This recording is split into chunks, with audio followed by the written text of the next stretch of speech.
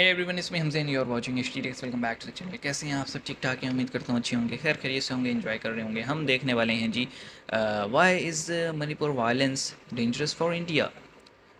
आपको पता ही है, जिस टाइम पे ये मणिपुर में रेड्स हो रहे थे, उस वक्त पाकिस्तान में भी जो है ना PTI की तरफ से राइट्स हो रहे थे, प्रोटेस्ट हो रहे थे। तो हमने ये दोनों टॉपिक्स उस रियल टाइम में कवर नहीं किए। उसकी वजह ये थी, हम नहीं चाहते थे कि जितने भी लॉ इन्फॉर्मेंस एजेंसीज़ हैं, हम किसी भी तरीके से कोई ऐसा नरेटिव बनाएं जो उनके काम में जो है ना मसला हो उनको। तो अब ज़रा डस्ट बैठ गई है। अब हम देखते हैं, अभी एन न्यू के चैनल से वीडियो है कि why is Manipur violence dangerous for India. तो ये बड़ी डिटेल में चीज़ें एक्सप्लेन करते हैं, इसलिए हमने इनके चैनल से वीडियो पिक किया है। और ओरिजिनल वीडियो का लिंक डिस्क्रिप्शन में, ज़रूर इसको चेकआउट कीजिएगा। और हम देखेंगे क्या वजह थी, कैसे मणिपुर में जो है ना वायलेंस शुरू हुए। पाकिस्तान में तो वायलेंस का हमने आपको वीडियो दिखा दिए और बड़ी डिटेल में एक्सप्लेन किए, कैसे हुआ, क्यों हुआ, कहाँ कहाँ अटैक हुए और अब क्या हो रहा है। तो ये देखते हैं, थोड़ी सी वहाँ की इन्फो भी ले लेते हैं। शुरू करते हैं जी। सब्सक्राइब कीजिएगा 3 2 1 एंड मणिपुर जल रहा है। ये सीन्स यूक्रेन या अफ्रीका के नहीं है, जहां फुल ब्लोन वॉर चल रही है। ये है हमारा भारत। 9,000 लोग अपने गांवों से डिस्प्लेस हो गए।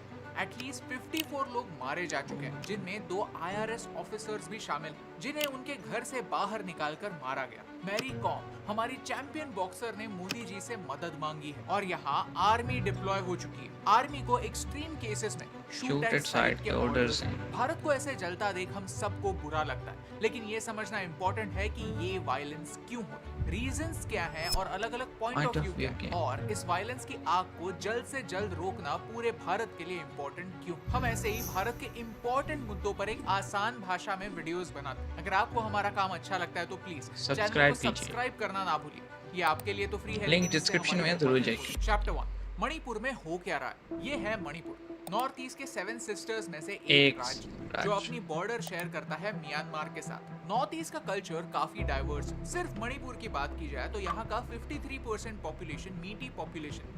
ये 53% लोग ज्यादातर इम्फाल के एरिया में कॉन्सेंट्रेटेड। मणिपुर के हिली एरियाज में नागा, कुकी और अन्य ट्राइब के लोग रहते हैं। नागा और कुकी, इन 2 ट्राइब्स को मिलाकर मणिपुर का 40% पॉपुलेशन बनता है। हुआ ये कि मणिपुर हाई कोर्ट ने स्टेट गवर्नमेंट को कहा कि मीटी कम्युनिटी के लोगों को शेड्यूल्ड ट्राइब्स में कंसिडर किया जाए। मीटी कम्युनिटी के लोगों का ये कहना है कि भारत में बांग्लादेश और म्यांमार, इन दोनों देशों से इलीगल इमिग्रेंट्स आते हैं। ये इलीगल इमिग्रेंट्स नॉर्थ बॉर्डर में शेयर होता है और मीटी कम्युनिटी के लोगों का लैंड छीन लेते हैं और उनके जॉब्स ले जाते हैं। धीरे धीरे होगा ये कि मणिपुर का पूरा डेमोग्राफिक्स चेंज होंगे। आज जो 53% मीटी लोग हैं वो कम हो जाएंगे और अपने ही राज्य में एक माइनॉरिटी बन जाएंगे। तो अगर मीटी लोगों को शेड्यूल्ड ट्राइब का दर्जा मिले तो उन्हें एजुकेशन में, सरकारी नौकरियों में थोड़ा बहुत रिजर्वेशन मिलेगा, जिससे उन्हें अपने कल्चर को प्रोटेक्ट करने में हेल्प होगी। अब इसके बाद आने वाले सारे डिटेल्स थोड़े बहुत वेग है। कुछ लोग कहते हैं कि मीटी कम्युनिटी के लोगों ने पहला अटैक किया, तो कुछ लोग कहते हैं कि कुकी और नागा ट्राइब्स ने पहले अटैक किया। जब तक पुलिस की ऑफिशियल रिपोर्ट्स नहीं आती तब तक किसी ये तो फिर एलिगेशंस चलते रहेंगे, कमेंट करना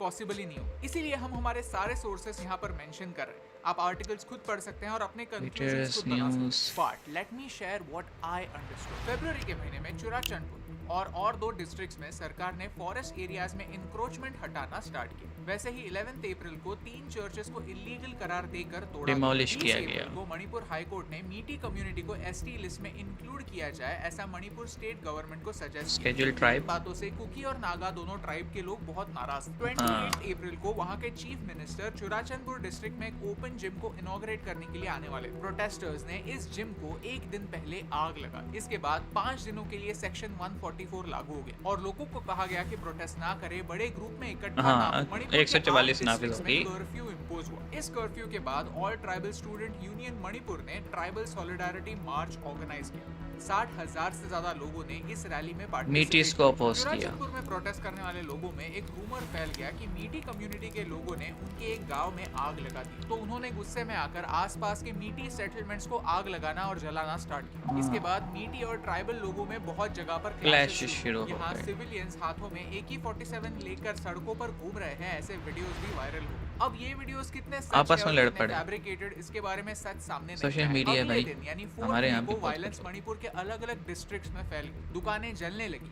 पुलिस और प्रोटेस्टर्स में क्लैशेस बढ़ने लगे और स्टेट गवर्नमेंट ने आर्मी की मदद मांगी। कई एरियाज में इंटरनेट को सस्पेंड कर दिया गया। सिचुएशन आउट ऑफ कंट्रोल हो रही थी। चैप्टर एसटी स्टेटस क्यों। चलिए अब वायलेंस से आगे बढ़ते हैं। कहानी के दो पहलू समझते हैं। सही पहले है। हम ये जानेंगे कि मीटी कम्युनिटी के लोगों को एसटी स्टेटस से क्या फर्क पड़ता है। Scheduled tribe demands committee of Manipur ने 2012 में कोर्ट से एक डिमांड की थी कि उन्हें एक शेड्यूल्ड ट्राइब का दर्जा दिया जाए। मणिपुर भारत का हिस्सा 1949 में बना और तब मीटी लोगों को एसटी लिस्ट से बाहर रखा गया। अब ये समझना काफी इंपॉर्टेंट है कि किसी भी कम्युनिटी को एक शेड्यूल्ड ट्राइब की लिस्ट में इंक्लूड करने का प्रोसेस क्या है। क्या Suppose merits अगर क्या हैं? आज कोर्ट ने कहा कि इन लोगों को एसटी लिस्ट में इंक्लूड कर दो, तो क्या कल से उन्हें एसटी लोगों को मिलने वाले सारे प्रिविलेजेस मिलने लगेंगे? ऐसे तो नहीं बिल्कुल होगा। 1999 में एक प्रॉपर प्रोसेस एस्टैब्लिश हुई थी। पहला स्टेप है कि एक स्टेट या union territory tribal affairs ministry को और office of the registrar general of India को एक प्रपोजल भेज दिए।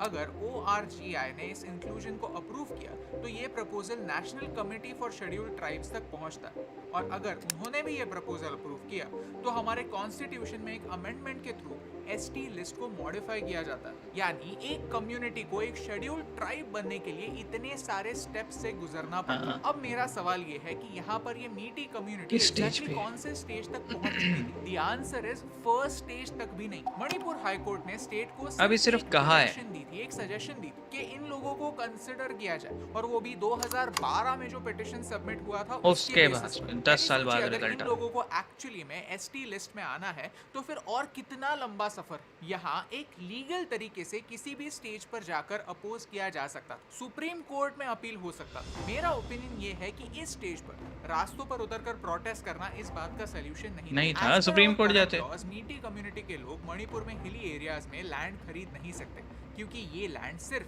ट्राइब्स के लिए रिजर्व्ड होता है। मीटी लोग कहते हैं कि मणिपुर में कुकी पॉपुलेशन काफी तेजी से बढ़ रहा है जो नेचुरली होना पॉसिबल ही नहीं है। ये लोग कहीं ना कहीं से आ रहे हैं और मोस्ट प्रोबेबली पड़ोसी देश म्यांमार से। ये कहते हैं कि ये इलीगली फॉरेस्ट एरियाज में सेटल हो रहे हैं। इनका पॉइंट ऑफ व्यू ये है कि इनकी वजह से हिली एरियाज में पॉपी प्लांटेशन बढ़ता है और मणिपुर में ड्रग्स प्रॉब्लम। चैप्टर 3 ट्राइब्स की डिमांड्स। क्या है चलिए अब demands? आर्गुमेंट की दूसरी साइड को समझते हैं कि ऐसे कौन से पॉइंट्स हैं जिनकी वजह से कुकी और नागा ट्राइब्स को इस मीटी कम्युनिटी को एसटी लिस्ट में आने से रोकना है। नंबर 1, ये ट्राइब्स कहते हैं कि मीटी कम्युनिटी के लोग ऑलरेडी मेजॉरिटी में, कई सारी असेंबली की कॉन्स्टिट्यूएंसी उन्हीं के Areas में है में। जहां पर मीटी लोग मेजॉरिटी में, यानी उनका मानना लेकिन है कि पॉलिटिकल रिप्रेजेंटेशन ऑलरेडी इनके पास बहुत ज्यादा एक टाइम के है। बाद वो खत्म हो मुझे जाएगी ना लगता उनके है कि पास अगर से। मीटी कम्युनिटी के लोगों को एसटी लिस्ट में इंक्लूड किया गया तो रिजर्वेशंस के थ्रू उन्हें सरकारी नौकरियां मिलेंगी और नागा और कुकी ट्राइब्स के लोगों के लिए कुछ नहीं बचेगा। नंबर 3, मीटी समाज के लोगों को ऑलरेडी ओबीसी स्टेटस मिला हुआ है। उनका कहना है कि आपको एसटी स्टेटस की जरूरत ही क्या है। इन दो ट्राइब्स का मानना यह है कि मीटी कम्युनिटी के लोग ऑलरेडी उनके अगेंस्ट काफी डिस्क्रिमिनेशन करते हैं, उन्हें एज इलीगल इमिग्रेंट्स देखते हैं। कल्चरल और रिलीजियस डिफरेंसेस की वजह से इन दोनों में क्लैशेस होते बढ़ते रहते हैं। जा और रहे अगर हैं। मीटी कम्युनिटी के लोगों को एसटी स्टेटस मिल गया तो वो धीरे धीरे इन हिली रीजन्स में भी डोमिनेंट बनते जाएंगे और वहां से भी कुकी और नागा ट्राइब्स को हटा देंगे। Chapter 4 geopolitics. Tribal अब war वैसे ऐसे तो ही ये होता है भारत यार। के लिए एक इंटरनल मामला है, लेकिन फिर भी इसे हमें एक जियोपॉलिटिक्स स्टैंड पॉइंट से देखने की सख्त जरूरत है। इसका सबसे बड़ा रीजन ये है कि नॉर्थ ईस्ट भारत के सबसे रिमोट एरियाज में से एक, हाँ, और यहाँ की घिरा हुआ है बाय रोड चाइना से। कनेक्टिविटी काफी वीक। 1971 में भी पाकिस्तानी आर्मी ने नॉर्थ ईस्ट को भारत से अलग करने का प्लान बनाया था,